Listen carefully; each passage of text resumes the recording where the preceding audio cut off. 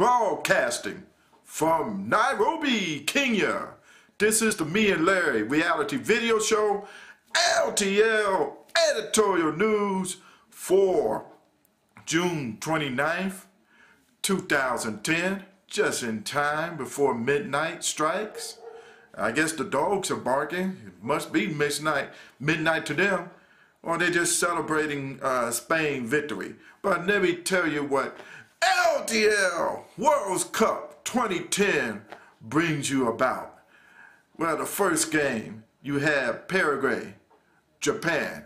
As I expected, as I called it, I said it was going to get down to the wire. But I called the wrong team.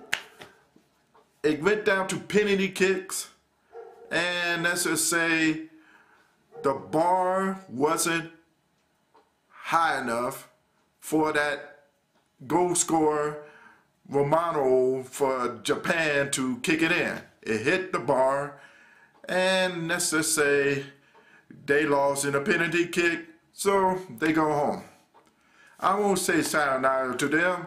It was a respectable team.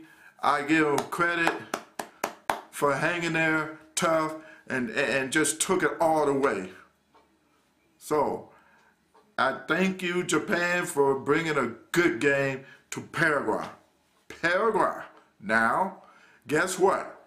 They are now the fourth team coming from South America. Now I know where Paraguay is. It's in between Brazil, Argentina, Uruguay, and Chile. Well, you can leave Chile out because they out too. Thanks to Brazil beating up on their neighbors.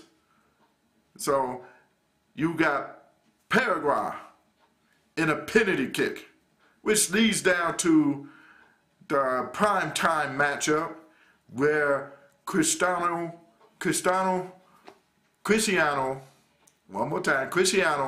Ronaldo in the spotlight, pressure on him. Every time he had the ball, you had 3 red shirts for Spain on him, like he was a wanted man, and he's trying to do something special. He's a magician. They could call him the best player in the world, but he's number 2 on LTL 5 best players, behind Lionel Messi.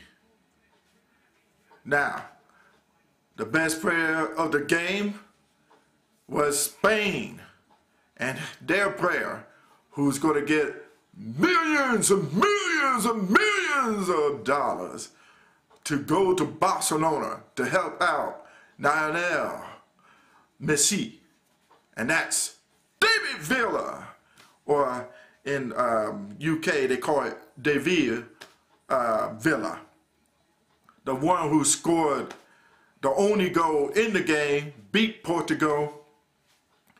I know the commentators in the game were saying there's a plane ready for Portugal to leave. Well, there is a plane ready for Ronaldo and the rest of the guys to go on. Or there may be 3 ships ready, which is the Nina, the Pinta, and the San Maria, and he may be on the first one on either one of them as they sail the ships back to Portugal. Well, sorry to hear that, Portugal, but you did well. You did well. You give credit to them. They did well. At least you held Spain to 1. And they said it was kind of controversial, Spain, how they got the goal because of the thing about offsides. Everybody's thinking about that offsides.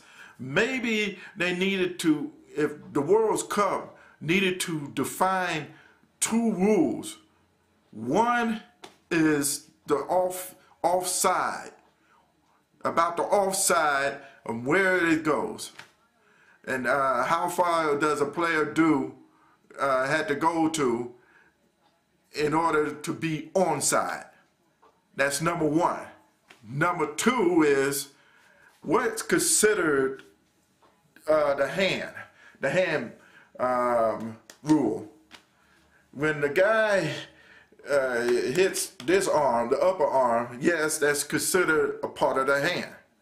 But when you hit the shoulder, now that's been more controversial in the World Cup than ever. You hit the shoulder, it should be a part of the arm or part of the hands.